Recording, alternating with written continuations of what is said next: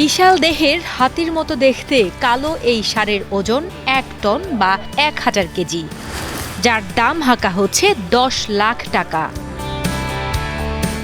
লম্বায় ৮ ফুট এবং উচ্চতায় ৫.৫ ফুট গরুটিকে স্থানীয় অনেকেই হাতির সাথেও তুলনা করেন। তো গরু নয়, একটা হাতি সমান। এই গরুটা দেখে খুবই ভালো লাগছে। সে বিশাল হাতির মতন কালো মালিক, অরিজিনালি কালো মালিক।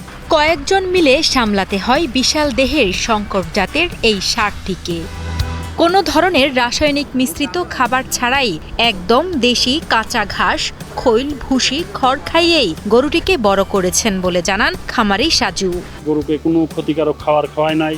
ছাল, অ্যাঙ্কার, ভুসি, কাঁচা ঘাস, বিচিলি এইগুলো খাওয়াই আমি গরুকে পালছি।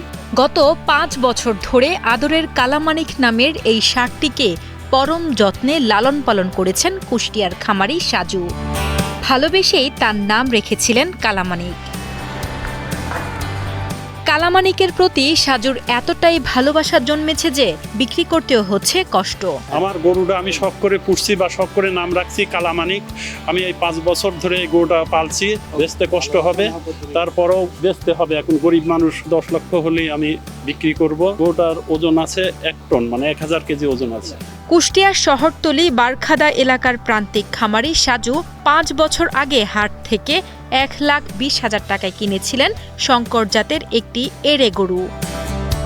এরপর থেকেই সন্তানের মতো করে পরম যত্নে লালন পালন করেন এই গরুটিকে। একসময়ের ছোট এড়ে গরুটি এখন হয়েছে বিশাল আকৃতির একটি ষাঁড়।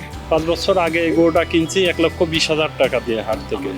৫ বছর ধরে গরুটা পালছি। অনেকের মতো আপেল, কমলা, বেদানা এগুলো খাওয়াতে পারি নাই। গরিব মানুষ এই ছাল, ভুসি এগুলো খাওয়াই গরুকে আমি পালছি। কালামানিকের সাথে আমার দিনে রাত্রে সবসময় ওর কাছেই থাকতে হয়, ওকে পালতে হয়, ওকে দেখতে হয়, আদর যত্ন করতে হয়।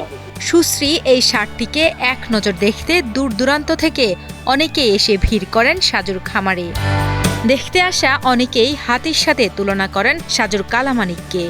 পাশাপাশি কেউ কেউ আবার এর আগে এত বড় গরু দেখেননি বলেও জানান। এত বড় গরু আমার জীবনে দেখিনি কোনোদিন। ঠিক আছে, এই কৌতূহল বশত এই গরুটা আমরা দেখতে আসছি।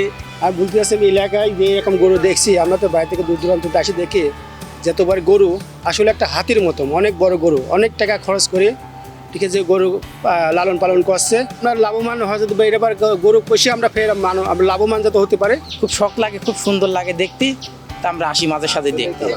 হ্যাঁ, এরকম গরু যদি সাইজালা মেলে ভবিষ্যতে পোষার চিন্তা ভাবনা করছি।